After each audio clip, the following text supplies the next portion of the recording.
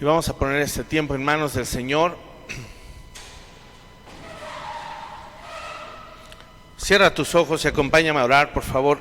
Vamos a comenzar. Padre, gracias por tu palabra esta mañana. Gracias, Señor, que podemos cantarte juntos, adorarte, exaltarte, Señor. Y hoy nuestra oración es que la vida de tu Hijo Jesús se siga manifestando en nosotros, que esa gloria magnífica siga brillando, Señor, creciendo, aumentando en cada uno de los que aquí estamos, Señor. Te anhelamos más, te deseamos más, y Señor, queremos cada día que pasa rendir nuestra vida más a ti, Señor, morir a nosotros mismos, sabiendo que hemos sido ya sepultados juntamente con Cristo. Gracias porque nos has resucitado también, y tu palabra dice que nos has sentado en los lugares celestiales con Cristo. Gracias, Señor, porque nos has bendecido con toda clase de bendición, y hoy tenemos la oportunidad de tener una nueva naturaleza, una nueva mente, nuevos afectos, un nuevo corazón, no de piedra sino de carne, en donde puede estar grabada tu ley, Señor. Y por eso te damos gracias y oramos, Padre, que nos sigas iluminando y fortaleciendo para soportar la prueba, la tentación que hoy vivimos, Señor, en este mundo en tinieblas. Fortalécenos hoy, danos tu gracia, y que tu Espíritu Santo avive nuestros corazones a través de tu palabra el día de hoy. Te lo pedimos, Señor, que sea tu palabra, tu poder y tu autoridad, Señor, a través de mí. Te lo pido en el nombre de Jesús, nuestro Señor y Salvador, Jesucristo. Amén y amén. Muy bien, pues saquen sus cuadernos. Vamos a concluir la serie Unidos a Cristo. Y hemos venido hablamos de una manera muy general en la primer charla, en la primer prédica. Después hablábamos específicamente de cómo somos identificados con Cristo en su muerte, luego en su sepultura, hace 8 días en su resurrección. Y el día de hoy voy a tocar un aspecto que, si bien podríamos decir que no se expone como lo que decía Pablo, ¿verdad? Los hechos evidentes del Evangelio, que fue muerte, sepultura y resurrección. Bien sabemos que es también parte del Evangelio y continúa la obra de Jesús aquí en la tierra después de haber resucitado. Así es de que acompáñenme a Hechos capítulo 1 para tomar lectura y averiguar de qué estoy hablando. Recuerden que decíamos que Hechos es como si fuera Lucas 2, ¿verdad? La continuación de Lucas, todo lo que este discípulo relató y que meticulosamente indagó, diligentemente averiguó, y los Hechos es precisamente la continuación. Y en el capítulo 1 dice la promesa del Espíritu Santo. Vamos a poner mucha atención allí. Dice así: en el primer tratado, se refiere al Evangelio de Lucas, ese fue su primer tratado.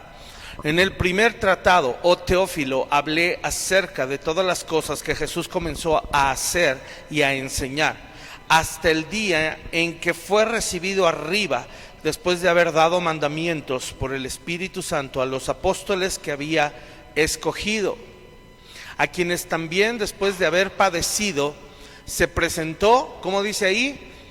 Vivo, con muchas pruebas indubitables, hablando de su resurrección, ¿verdad? Aquí Lucas dice después, apareciéndoseles durante 40 días y hablándoles acerca del reino de Dios. Qué increíble es que después de su resurrección Jesús se les apareció por 40 días más y les hablaba acerca del reino. Verso 4, y estando juntos les mandó que no se fueran de Jerusalén, sino que esperasen la promesa del Padre, la cual les dijo, oísteis de mí. Porque Juan ciertamente bautizó con agua, mas vosotros seréis bautizados con el Espíritu Santo dentro de no muchos días. Entonces los que se habían reunido le preguntaron diciendo, Señor, ¿restaurarás el reino a Israel en este tiempo? Y él les dijo: no os toca a vosotros saber los tiempos o las sazones que el Padre puso en su sola potestad, pero recibiréis poder cuando haya venido sobre vosotros el Espíritu Santo, y me seréis testigos en Jerusalén, en toda Judea, en Samaria y hasta lo último de la tierra. Y habiendo dicho estas cosas, viéndolo ellos, fue alzado y les recibió una nube que le ocultó de sus ojos. Y estando ellos con los ojos puestos en el cielo, entre tanto que él se iba, he aquí se pusieron junto a ellos 2 varones con vestiduras blancas, los cuales también les dijeron: varones galileos, ¿por qué estáis mirando al cielo? Este mismo Jesús que ha sido tomado de vosotros al cielo, así vendrá como le habéis visto ir al cielo. Vamos a saltarnos al capítulo 2, por favor, para que veamos también el contexto y el cumplimiento de esto, ¿verdad?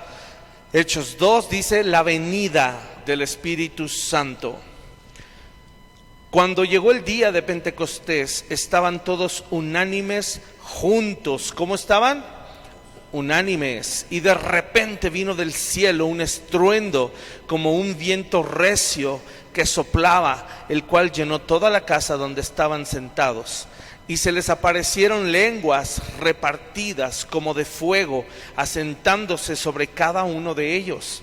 Y fueron todos llenos del Espíritu Santo y comenzaron a hablar en otras lenguas, según el Espíritu les daba que hablasen. Moraban entonces en Jerusalén judíos, varones piadosos de todas las naciones bajo el cielo. Y hecho este estruendo, se juntó la multitud y estaban confusos, porque cada uno les oía hablar en su propia lengua. Y estaban atónitos y maravillados, diciendo: mirad, ¿no son galileos todos estos que hablan? ¿Cómo pues les oímos nosotros hablar cada uno en nuestra lengua en la que hemos nacido?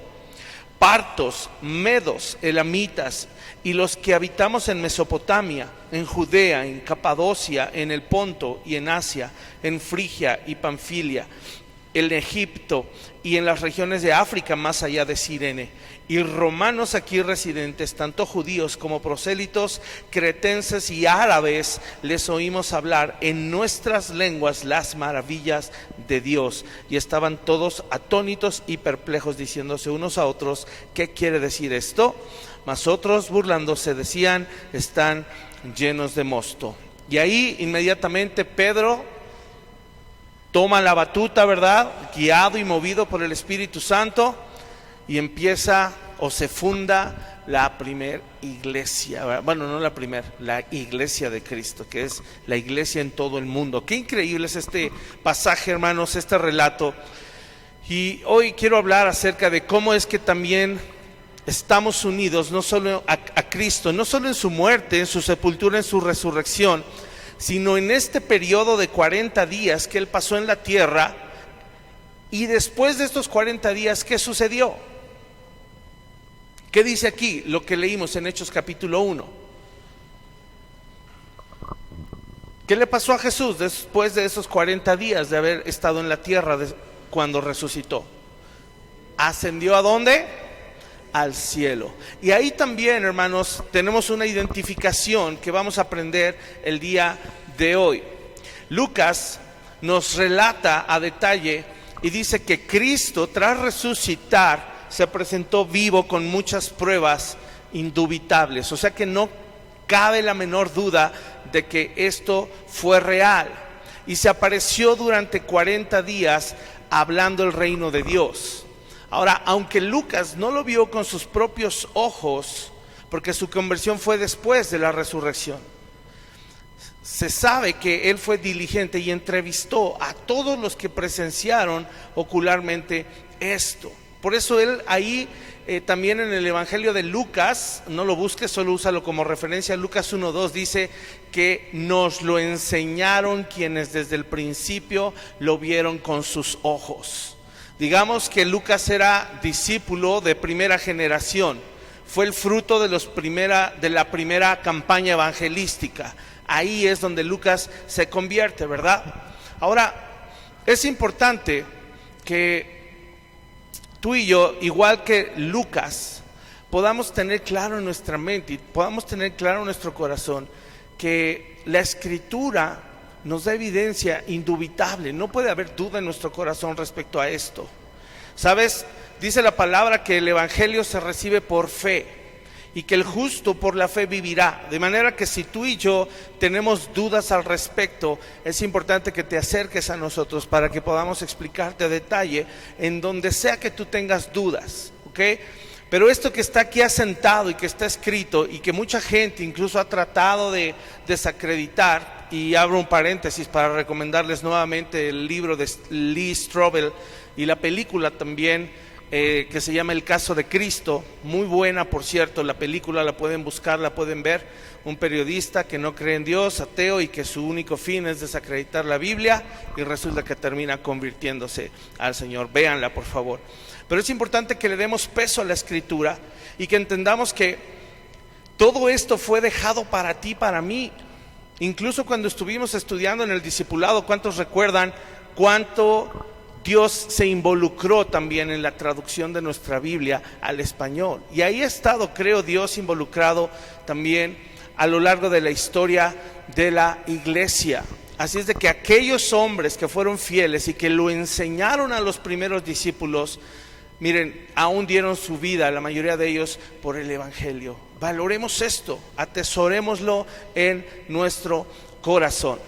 Ahora, ya para entrar en materia, estos 40 días de los que se habla, la vez pasada yo hablaba acerca del número 8, ¿se acuerdan? ¿Qué representa el número 8?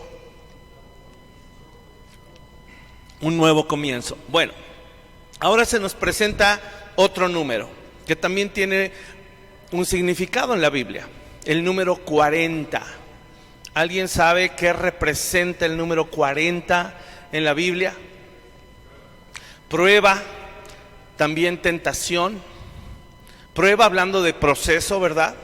Tentación hablando de como cuando el Señor Jesús ayunó 40 días y 40 noches. ¿Quién fue a tentarle? El enemigo, ¿verdad? Pero al mismo tiempo ahí Jesús estaba siendo probado.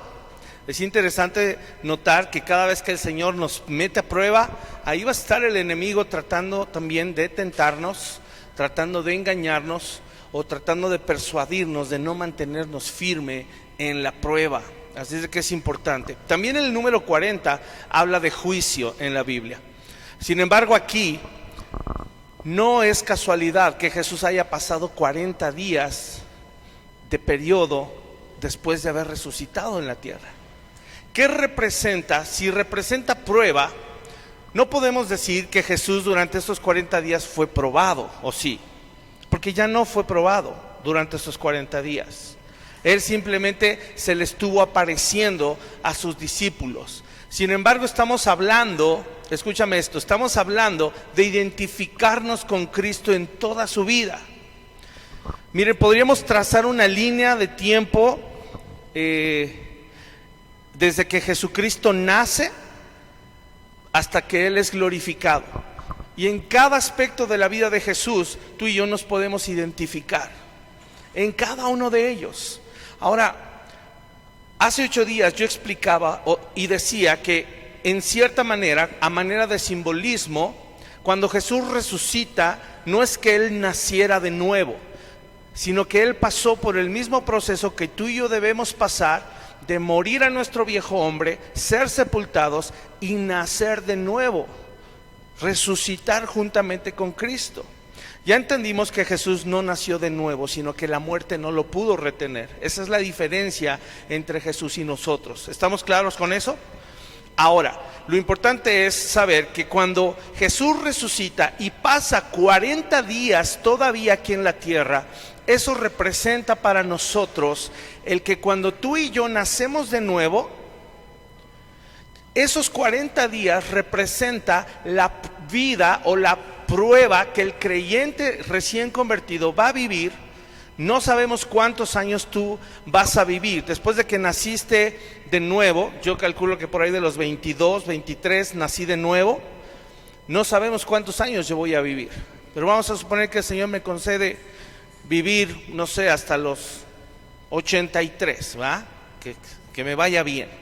Esos 60 años desde que yo nací hasta que el Señor me llevó, esos 60 años representan estos 40 días aquí en la tierra.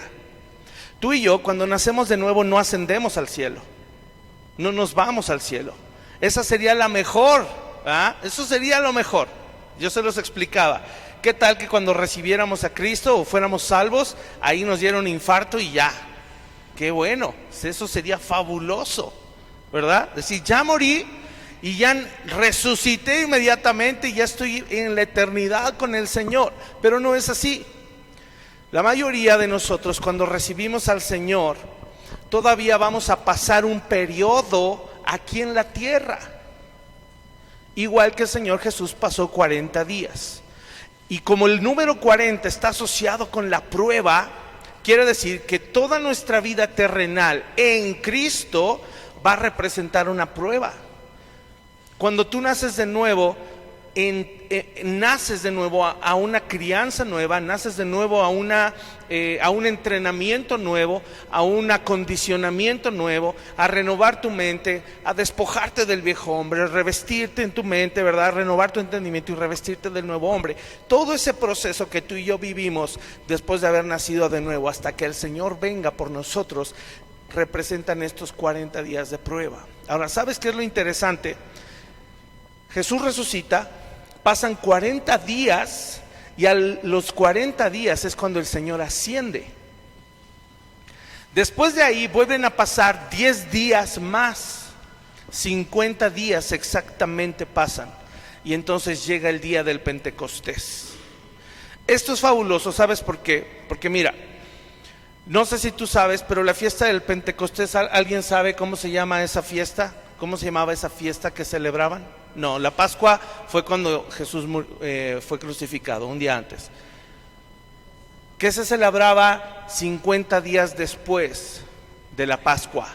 La fiesta de las semanas. Y esa fiesta de las semanas, ellos celebraban la cosecha. Me explico, que ellos podían cosechar. No es una casualidad, qué increíble es Dios también en sus tiempos, que cuando Jesús resucita, pasan 40 días que Él vive, que Él todavía está aquí en la tierra, asciende al cielo, 10 días después, a los 50 días exactos, el día de la fiesta de las semanas, donde se celebra la última de las cosechas, es en donde el pueblo celebra recoger el fruto. Y es ahí, en ese día, el día del Pentecostés, cuando el Espíritu Santo viene y cae sobre los presentes allí. Miren, lo único en lo que puedo pensar es cuando Jesús le dijo a sus discípulos que el grano de trigo, Él decía, el grano de trigo tiene que caer en la tierra. ¿Y qué le tiene que pasar? Tiene que morir. ¿Para qué? Porque si el trigo de grano no cae en tierra y muere, ¿qué va a pasar? No va a dar ¿qué? Fruto. Para esto vino Jesús. Y el inicio de la iglesia, esto es fabuloso, el inicio de la iglesia concuerda con la celebración de los frutos en el pueblo de Israel. Quiere decir que Jesucristo, el Señor, después de 50 días de haber resucitado, escoge el día del Pentecostés para simbolizar que ese día se cumple el fruto de su aflicción. Escúchame, Jesús sufrió en la cruz y dice que Él fue con gozo a la cruz, sufrió porque Él veía que eso que Él iba a hacer, la vida que Él iba a entregar, la muerte de su ser, iba a producir mucho fruto. ¿Cuándo? El día del Pentecostés. Y no es casualidad que el día del Pentecostés se celebra que hay cosecha, que ya hay fruto. Qué increíble es eso.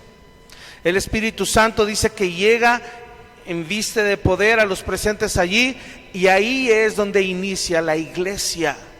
Quiere decir que todos aquellos por los cuales el Señor Jesús vino a salvar, ya se abre la puerta precisamente para que entren. Y cuando el Espíritu Santo los llena, ¿qué crees que hace Pedro? ¡Pum! Primera predicación. ¿Y cuál es el primer fruto de esa predicación? ¿Qué dice ahí en Hechos capítulo 2? ¿Cuántos se convirtieron? ¿Sí se acuerdan?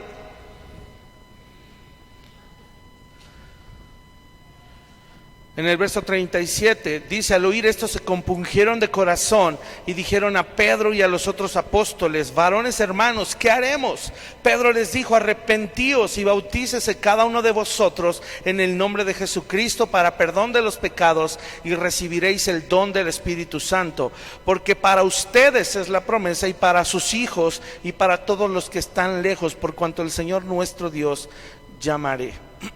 Y con otras muchas palabras testificaba y les exhortaba, diciendo: sed salvos de esta perversa generación. Así que los que recibieron su palabra fueron bautizados, y se añadieron aquel día como 3,000 personas, y perseveraban en la doctrina de los apóstoles, en la comunión unos con otros, en el partimiento del pan y en las oraciones. Qué impactante es esto. Jesús lo diseñó así. Jesús lo diseñó así.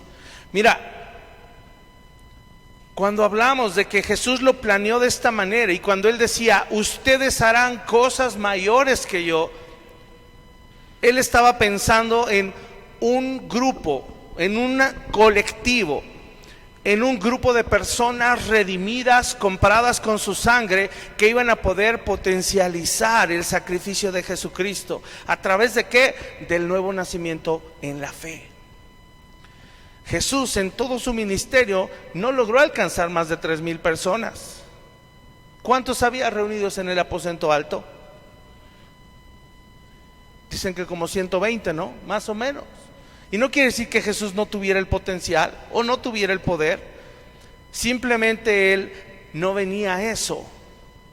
Él se reservó ese derecho, ese derecho y ese privilegio para la iglesia, para que la iglesia viera con sus propios ojos la promesa que Él había hecho, que Él iba a edificar su iglesia, y que además, si ellos permanecían, iban a dar fruto. ¿Cuándo se los dijo Jesús? Antes de partir. Quiero que vayamos a Primera de Juan, capítulo 1.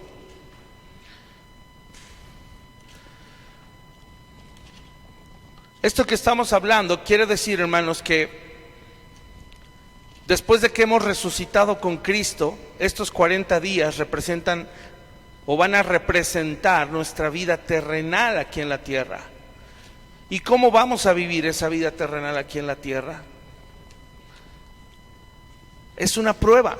No podemos olvidar lo que la vida terrenal que el Señor nos promete aquí, sí es plena, sí es de vida abundante, sí lo es, pero es de prueba también, y prueba constante. Fíjate cómo Juan lo relata. No así Lucas, porque Lucas no lo vio con sus propios ojos, pero Juan sí.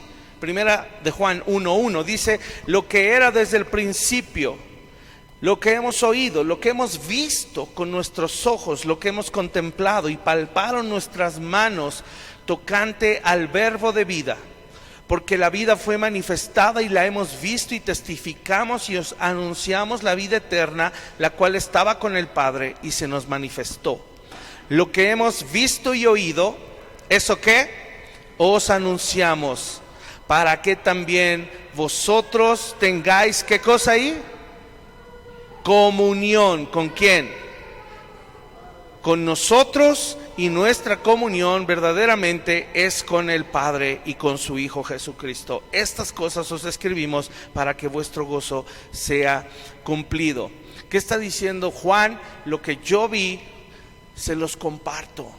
Lo que yo vi, se los transmito, para que ustedes tengan y puedan saber que pueden tener acceso y comunión con Jesucristo.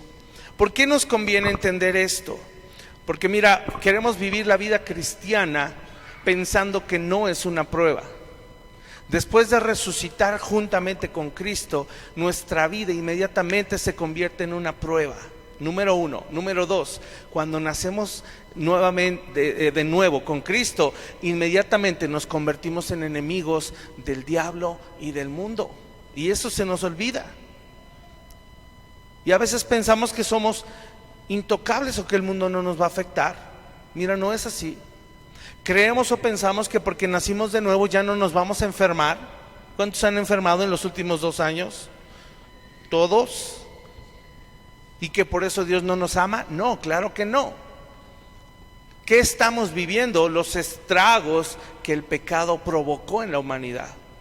Y tenemos que acostumbrarnos a ello y saber que todo lo que vivamos, enfermedades, crisis financieras, persecución, la maldad, todo lo que el mundo está tratando de hacer aún en contra de los escogidos de Dios, es una prueba. Número 40, grábatelo. Y de aquí a que Cristo venga, tu vida va a estar, número 40, en prueba, todo el tiempo. Y va a acabar una prueba y te vas a gozar y te vas a fortalecer. ¿Y qué crees? Va a venir otra más fuerte. Y cuando pases esa que creías que no ibas a poder, ahí creciste y te fortaleciste y maduraste. ¿Y qué crees? Viene un tiempo de gozo, sí, pero otra vez va a venir otra prueba y otra y otra y otra. Porque el Señor nos quiere llevar de gloria en gloria. Dice que la luz de los justos es como la senda de los justos, es como la luz de la aurora, que va en aumento. ¿Tu luz va en aumento? Bueno, no la tuya, la de Cristo en ti, ¿va en aumento? ¿O va en declive? ¿Estás creciendo? ¿Estás madurando? ¿Estás tomando decisiones importantes? ¿Cómo estás asumiendo y abrazando la prueba? ¿Abrazamos la prueba o la rechazamos? No la queremos. Señor, no quiero el proceso, no me pases por ahí porque me va a doler. Si nos identificamos con Cristo en su resurrección, tenemos que pasar ese periodo aquí en la tierra, si Él mismo lo pasó. Tenemos que pasar ese tiempo aquí. No nos va a llevar inmediatamente. Posicionalmente sí, ya estamos ¿dónde? Espiritualmente, ¿dónde estamos ya? Sentados en los lugares celestiales con Cristo. ¿Ya somos bendecidos? Sí, con toda clase de bendición espiritual. Pero seguimos aquí en la tierra, siendo perfeccionados, hasta que seamos completamente perfectos, tal como Él es. Qué promesa más hermosa nos ha dado el Señor y qué esperanza tenemos. Así es de que este número 40, hermanos, tiene que ver con la prueba del creyente en cuanto nace de nuevo. Ahora vamos a Juan 15 para que tú y yo comprobemos parte de lo que yo he estado hablando. Fíjate bien cómo dice Juan 15. Y este pasaje nos identificamos mucho con él por el nombre. Que somos vineyard, la viña del Señor, ¿verdad? Y Jesús dice allí, la vid verdadera, el título, verso 1 en adelante, dice, yo soy la vid verdadera. Está hablando Jesús. Yo soy la vid verdadera y mi Padre es el labrador. Todo pámpano que en mí no lleva fruto, lo quitará. Y todo aquel que lleva fruto lo limpiará para que lleve más fruto. Fíjate qué increíble es esto. Habla precisamente de lo que vengo hablando. Si tú y yo no nos dejamos procesar, si tú y yo no estamos dispuestos, escúchame, aquí dice, todo pámpano que en mí no lleva fruto, lo quitará.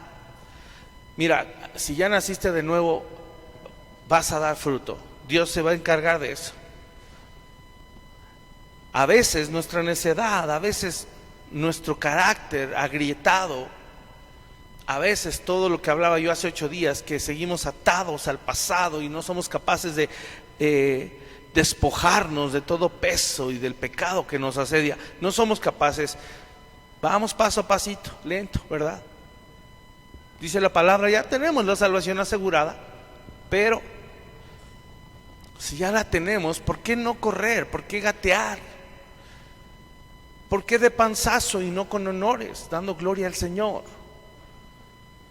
Pero hay otros por ahí que no dan fruto y dice, el Señor los va a quitar, los va a cortar, pero los que sí llevan fruto, ¿qué dice que les va a hacer?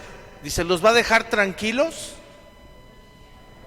Los limpiará. ¿Alguien sabe cómo limpian la vid en los viñedos?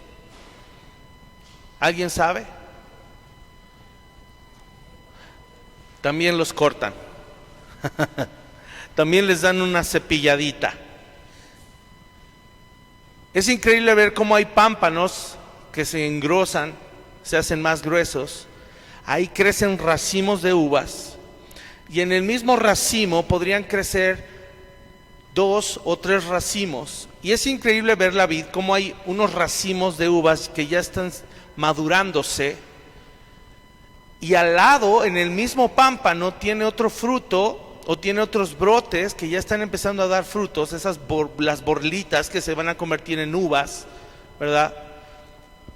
Pero que están verdes y están bien plagadas, están llenas. Pero ¿sabes qué hace el labrador, el experto en la vid? Llega y todo ese fruto que todavía está verde, pero que está muy lleno, pero está verde, ¿qué crees que le hace? Lo corta. ¿Sabes por qué lo corta? Porque ese fruto está inmaduro, fuera de tiempo. Y si lo deja crecer, ¿sabes qué? Ese fruto verde inmaduro, ¿sabes qué le va a hacer al fruto que ya va más maduro? Le va a robar nutrientes.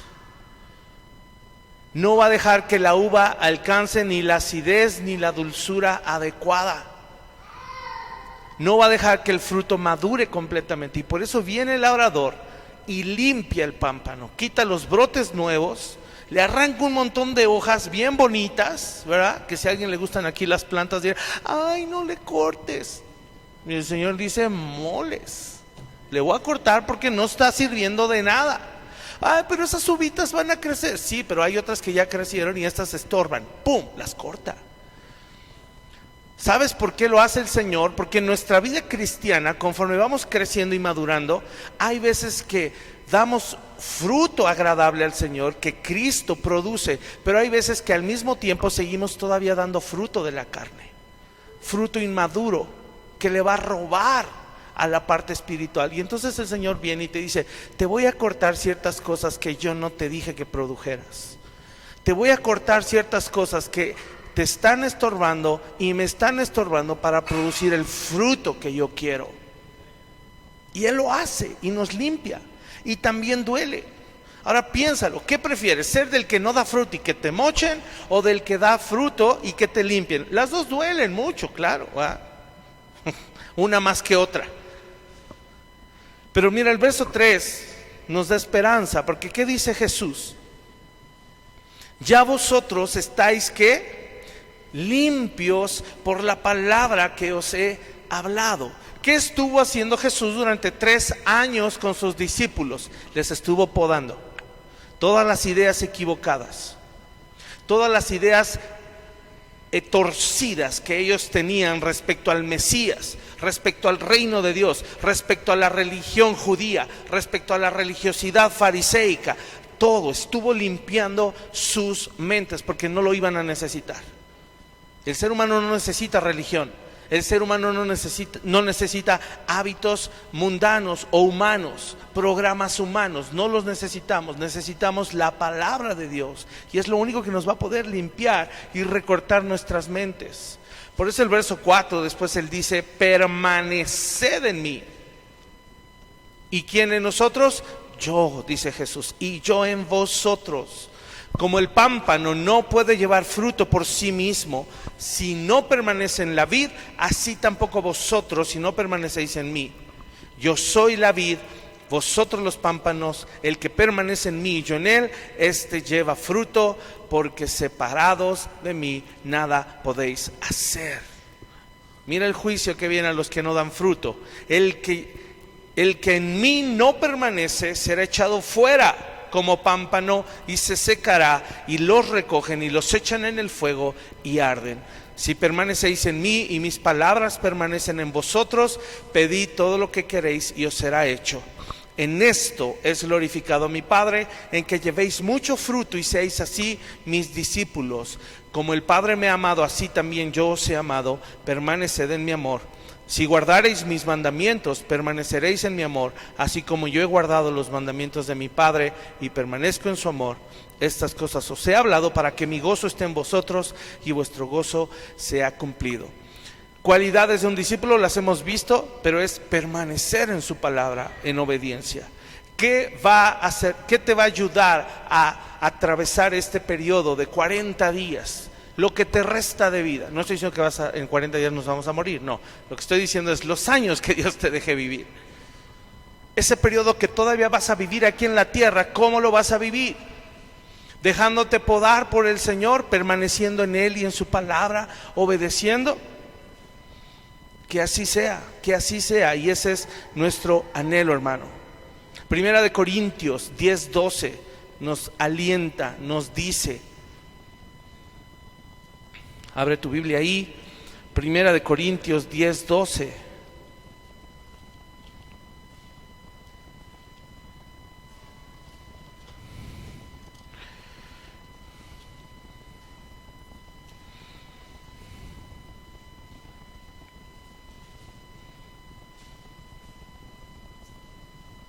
Vamos un poquito más atrás, mejor, desde el contexto.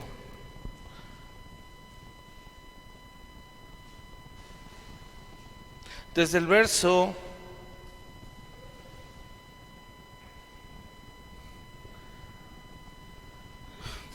1 dice: porque no quiero, hermanos, que ignoréis que nuestros padres todos estuvieron bajo la nube, y todos pasaron el mar, y todos en Moisés fueron ¿qué? Bautizados en la nube y en el mar. Me encanta cómo traen las figuras del Antiguo Testamento, ¿verdad? Dice, y todos comieron el mismo alimento espiritual, refiriéndose al maná. ¿Qué representaría para nosotros el maná?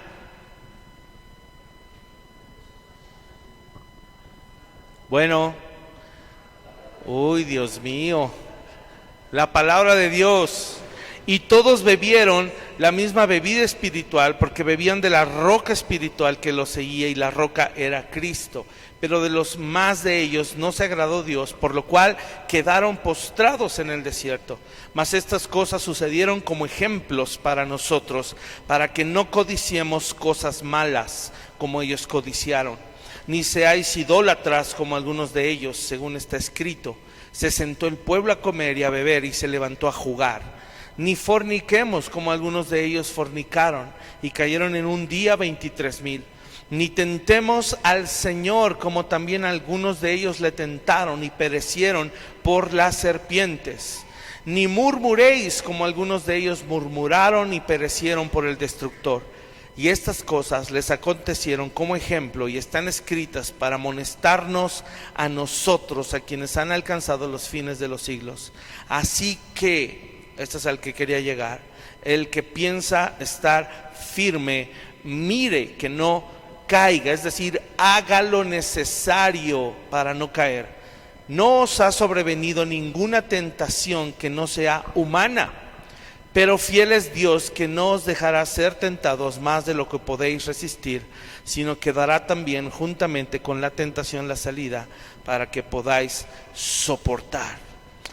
Miren, es interesante ver esto, porque una vez que estamos unidos con Cristo, así como los primeros creyentes en el día del Pentecostés fueron llenos de su Espíritu Santo, si tú has nacido de nuevo, el Espíritu Santo hoy mora en ti.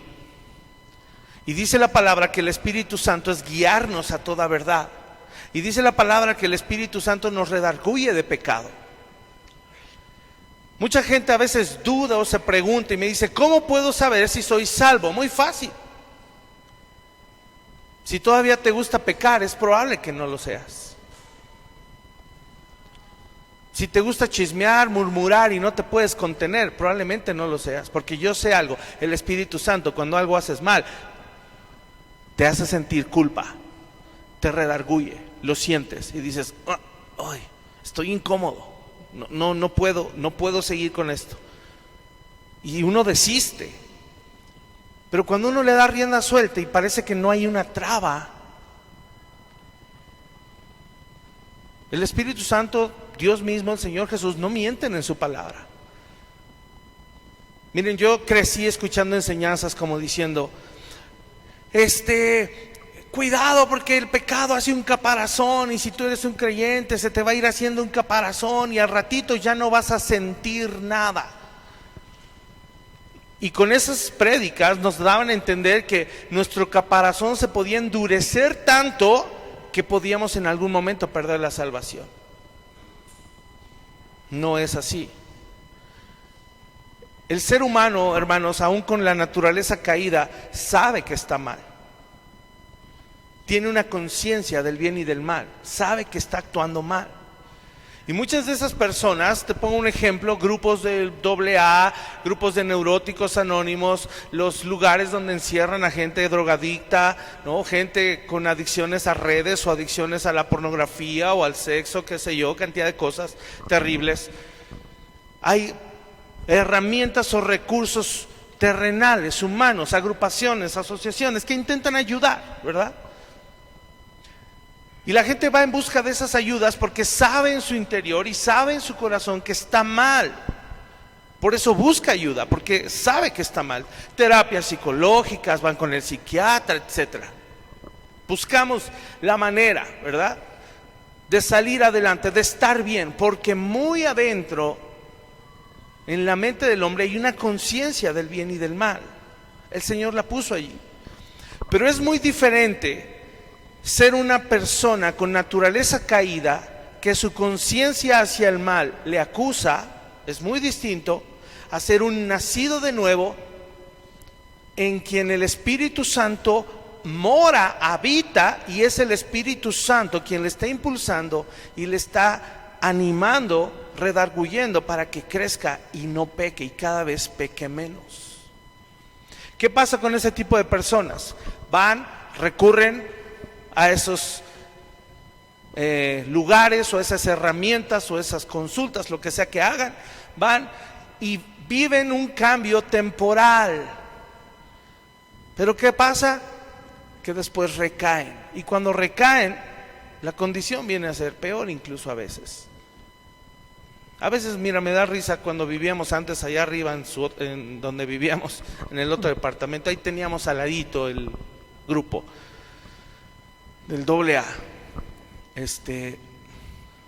Cada noche lo mismo, pura leperada, a ver, hijo de no sé quién, y presentándose de la misma manera. Hola, soy el Navajas y soy alcohólico. ¿Qué cambio hubo? Cristo no ha limpiado esa conciencia. Es un ser humano que necesitaba nacer de nuevo, o necesita nacer de nuevo. Son gente que necesita nacer de nuevo y que están recurriendo a algo que no les va a servir absolutamente de nada. No va a servir. No va a servir. Porque no están siendo expuestos a la palabra de Dios. Tan simple como eso. No está el Espíritu Santo ahí. Que Dios tenga métodos es distinto, pero si creen que eso es lo que los va a salvar, y no solo eso, cualquier otra cosa, el chamán, todavía están los horóscopos, no sé si alguien todavía siga eso, ¿no? El paganismo, ¿no?, que hemos hablado en algún momento, que ya viene octubre otra vez, y tantas corrientes nuevas. Por encima de todo, ¿saben qué he visto que prevalece? El humanismo por sobre todo, ¿verdad? El déjenme en paz. Yo así me siento bien. No necesito permanecer en la vid que es Cristo. No necesito de eso. No necesito permanecer en la palabra de Dios. Pero es gente que en su momento va a venir el Señor, va a ver, no da fruto. Vámonos. Que tuvo la oportunidad de ir, estuvo cerca de alcanzarlo. La puerta estuvo abierta y no entró. Como lo dice Hebreos, ¿verdad? Cuidado, no sea que nos deslicemos. Para los judíos era tentador querer mezclar la religión judía con el nuevo pacto. Lo entendían. Sí, hay mucho entendimiento, mucho conocimiento, pero se estaban deslizando, queriendo judaizar. Terrible. terrible. Ya casi terminamos. Vamos a Filipenses 2:12. ¿Qué tenemos que hacer entonces mientras tanto durante este periodo de prueba al identificarnos con Cristo? ¿Qué deberíamos hacer? Filipenses 2 nos da una pista, ¿verdad? Filipenses dice: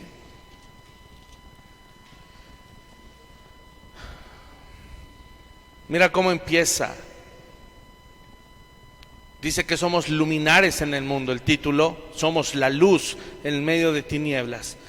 Dice: por tanto, amados míos, como siempre habéis obedecido, como siempre habéis obedecido, no como en mi presencia solamente, sino mucho más ahora en mi ausencia. Ocupaos en vuestra salvación con temor y temblor, porque Dios es el que en vosotros produce así el querer como el hacer por su buena voluntad.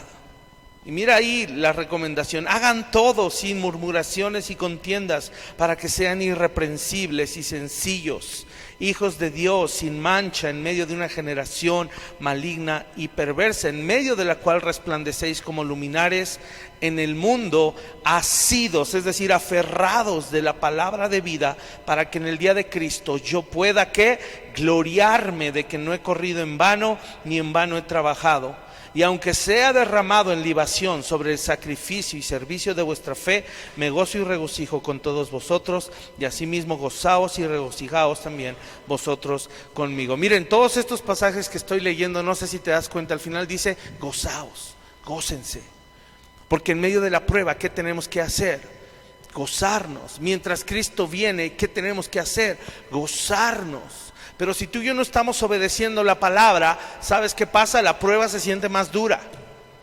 Cuando alguien no obedece la palabra, vienen consecuencias duras y somos más golpeados.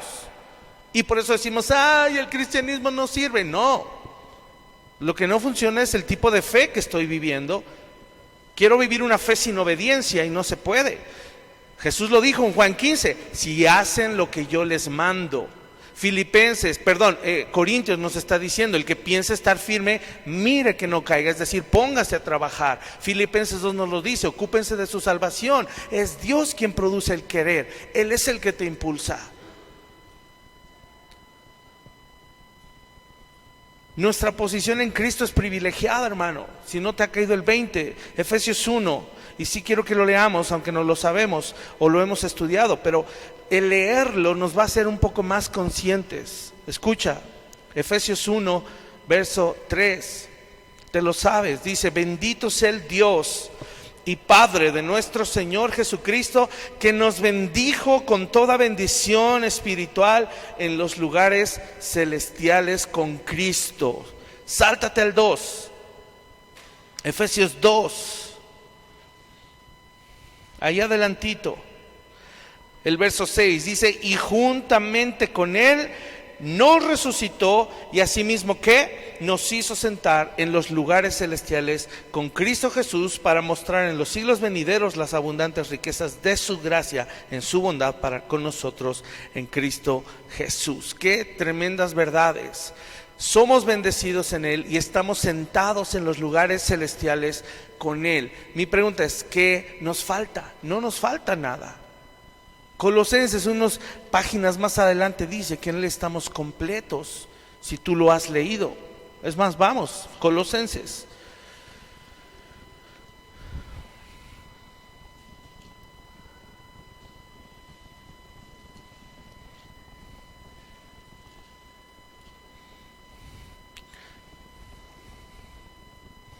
Colosenses 2.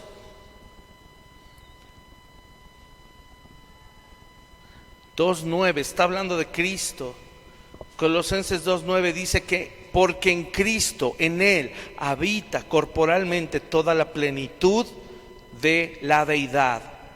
¿Qué está diciendo? En Jesús, en su ser como humano, habitó y habita toda la plenitud de la deidad. Y vosotros estáis completos en Él, que es la cabeza de todo principado y potestad. Estamos completos con Él. Miren, vamos a cerrar con Romanos 8.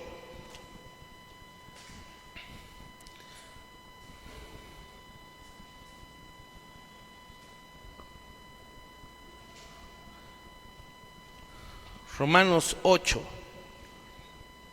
que hemos estado memorizando, pero vamos a leer la parte que nos habíamos memorizado hace algunos años, no la primera parte, a partir del verso 14.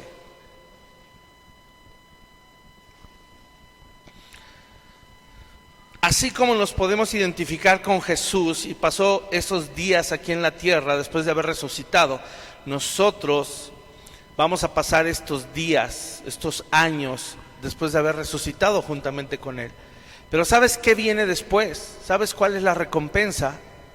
Que así como Cristo ascendió, ¿quién crees que va a ascender también? Tú y yo vamos a ascender. Vamos a ser glorificados, dice la palabra. Seremos arrebatados y nos encontraremos con Él en el cielo. Fíjate bien cómo dice Romanos 8:14.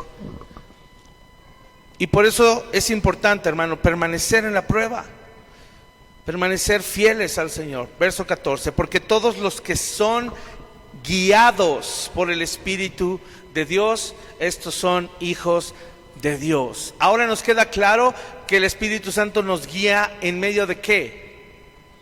De la prueba. Hace poco lo hablaba con una ovejita, le decíamos Salmo 23, nos lo sabemos, ¿verdad? Señor es mi pastor, nada me faltará, en delicados pastos me hará descansar, junto a aguas de reposo me pastoreará, confortará mi alma. Y luego viene el verso 4, creo que es, aunque ande ¿en qué? En valle de sombra y de muerte, ¿qué? No temeré mal alguno, y ahí dice la razón, porque tú estarás conmigo. Mi pregunta es, ¿cómo llegó la oveja al valle de sombra y de muerte? ¿Cómo llegó ahí? La oveja, ¿cómo llegó al valle de sombra y de muerte? Dice ahí el Salmo, aunque yo ande de oveja descarriada, desobediente, y me pierda y me vaya al valle de sombra y de muerte, no temeré mal alguno porque tú estarás conmigo, ¿así dice? No. No dice así. Quien mete a las ovejas al valle de sombra y de muerte, y hay una razón para ello, es el pastor. Hay que atravesar el valle de sombra y de muerte, porque después de un valle, ¿qué hay?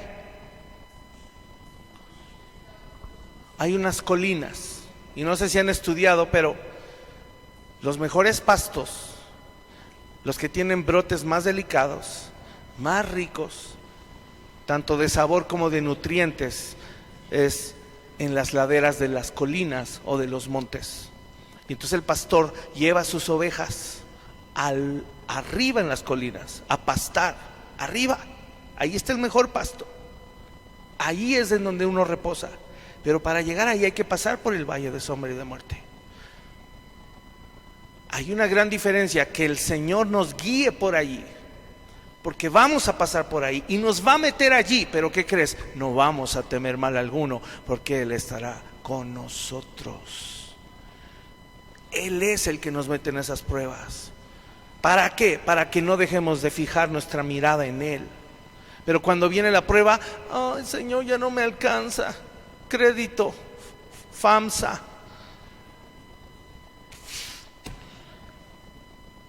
Ay Señor, tarjetazo.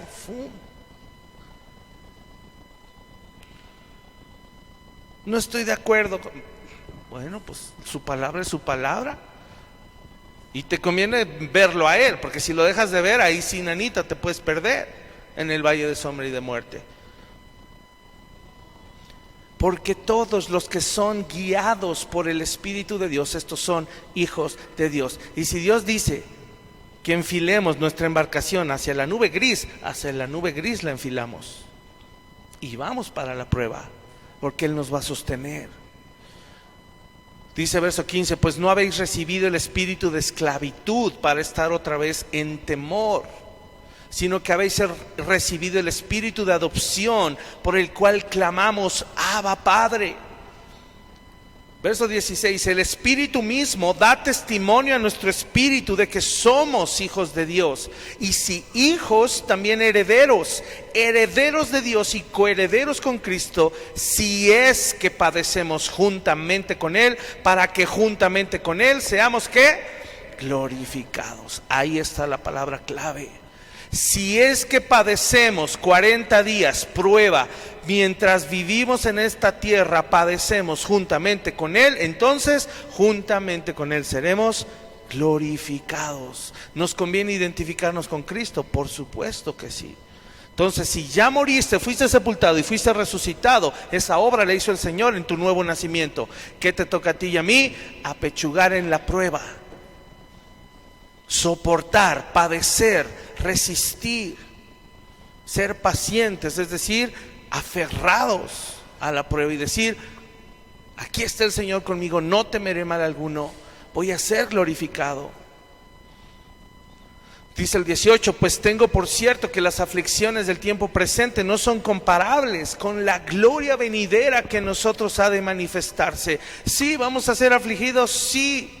Sí, si nos da una enfermedad y nos morimos, sí, está bien, pero vale la pena, porque nada de lo que vivamos aquí se va a comparar con la gloria venidera que se va a manifestar en nosotros. Verso 19 dice, el anhelo ardiente de la creación es el aguardar la manifestación de los hijos de Dios, porque la creación fue sujeta a vanidad, no por su propia voluntad, sino por causa del que la sujetó en esperanza, porque también la creación misma será libertada de la esclavitud de corrupción a la libertad gloriosa de los hijos de Dios. Porque sabemos que toda la creación gime a una y a una está con dolores de parto hasta ahora. No sé si han oído, hay más desastres naturales. No solo ella, sino que también nosotros mismos, que tenemos las primicias del Espíritu, nosotros también gemimos dentro de nosotros mismos, esperando la adopción, la redención de nuestro cuerpo. Miren, si la misma creación de Dios está esperando ser redimida, ¿cuánto más tú y yo? ¿Cuándo será redimida? Cuando venga Cristo a reinar. ¿Cuándo la va a restaurar? Y después la va a renovar también. En el milenio, ¿quién va a reinar con Él? ¿Tú no? Yo sí. Yo sí. Reinaremos con Él, porque es la esperanza que tenemos, y no por méritos, por su gracia. Fue Él quien nos compró. Termino, porque en esperanza fuimos salvos. Pero la esperanza que se ve no es esperanza, porque lo que alguno ve, ¿a qué esperarlo? Pero si esperamos lo que vemos, lo que no vemos, con paciencia lo aguardamos. Y de igual manera el Espíritu nos ayuda en nuestra debilidad, pues ¿qué hemos de pedir como conviene? No lo sabemos, pero el Espíritu mismo intercede por nosotros con gemidos indecibles. Mas el que escudriña los corazones sabe cuál es la intención del Espíritu, porque conforme a la voluntad de Dios intercede por los santos. No temas si eres débil, ahí está el Señor contigo, Él te va a sostener. Y terminemos, léanlo conmigo estos últimos pasajes hasta el verso 39. Dice, y sabemos que a los que aman a Dios, todas las cosas les ayudan a bien. Esto es, a los que conforme a su propósito son llamados. Porque a los que antes conoció, también los predestinó para que fuesen hechos conformes a la imagen de su Hijo, para que Él sea el primogénito entre muchos hermanos. Y a los que predestinó, a estos también llamó. Y a los que llamó, a estos también justificó. Y a los que justificó, a estos también glorificó. ¿Qué pues diremos a esto? Si Dios es por nosotros, ¿quién contra nosotros? El que no escatimó ni a su propio Hijo, sino que lo entregó por todos nosotros, ¿cómo no nos dará también con Él todas las cosas? ¿Quién acusará a los escogidos de Dios? Dios es el que justifica. ¿Quién es el que condenará? Cristo es el que murió, mas aún el que también resucitó, el que además está a la diestra de Dios, el que también intercede por nosotros. ¿Quién nos separará del amor de Cristo? ¿Tribulación o angustia o persecución o hambre, o desnudez, o peligro, o espada. Como está escrito, por causa de ti somos muertos todo el tiempo, somos contados como ovejas de matadero. Antes, en todas estas cosas, somos más que vencedores por medio de aquel que nos amó, por lo cual estoy seguro que ni la muerte, ni la vida, ni ángeles, ni principados, ni potestades, ni lo presente, ni lo porvenir, ni lo alto, ni lo profundo, ni ninguna otra cosa creada nos podrá separar del amor de Dios que es en Cristo Jesús, Señor nuestro. ¿Cuántos dicen amén a esto? Sabes, hermano, este camino de muerte, sepultura, resurrección, vida terrenal renovada pero en prueba, y glorificación. Para allá vamos, anímate, el Señor está contigo, Él no te va a dejar, va a estar siempre contigo. Vamos a orar y vamos a cantar confiando en nuestro Dios, sabiendo que Él tiene nuestras vidas. Para aquellos que le amamos, si no tienes testimonio de su espíritu, que eres su hijo, clámale, nunca es tarde, hermano. Yo viví 23 años creyendo que era cristiano y no lo era. Por eso siempre con urgencia y con ahínco te animo a que reflexiones. No que dudes de tu salvación si ya tienes testimonio, si ya aborreces el pecado, si ya te constriñes cuando le fallas al Señor y corres a arrepentirte. Pero si no, es momento de clamarle al Señor. Así es que con tus ojos cerrados vamos a orar. Cierra tus ojos.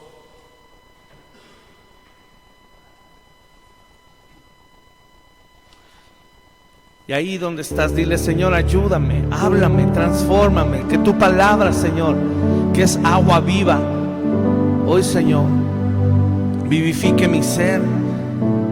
Y que tu Espíritu a través de ella me confronte o me confirme que soy tu hijo, Señor. Danos testimonio. Haznos amar más, Señor, la justicia, la santidad, tu verdad.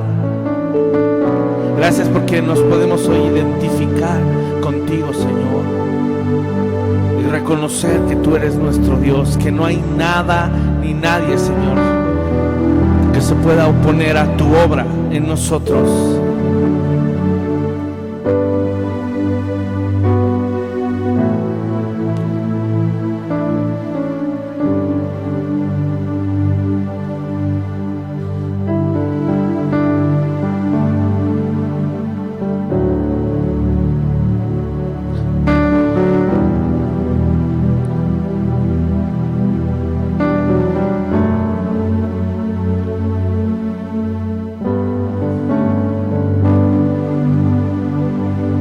Necesitas, pregúntate, ¿cuánto le necesitas? ¿Cuánto has dependido de Él? ¿Sigues haciendo las cosas en tus propias fuerzas?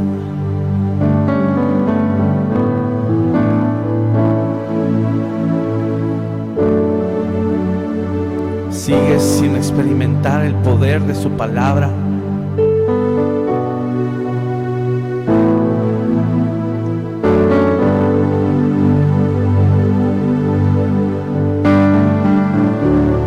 Puedes experimentar algo distinto.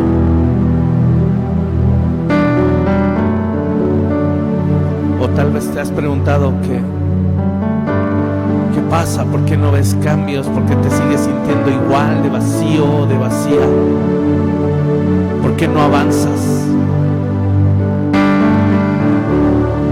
por qué te sigues sintiendo deprimido o deprimida. Te sigues sintiendo insuficiente, no aceptado, no aceptada, no valorado.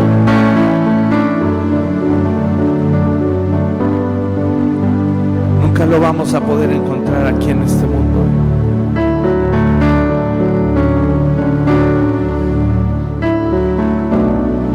Solamente el Señor Jesús nos lo puede dar.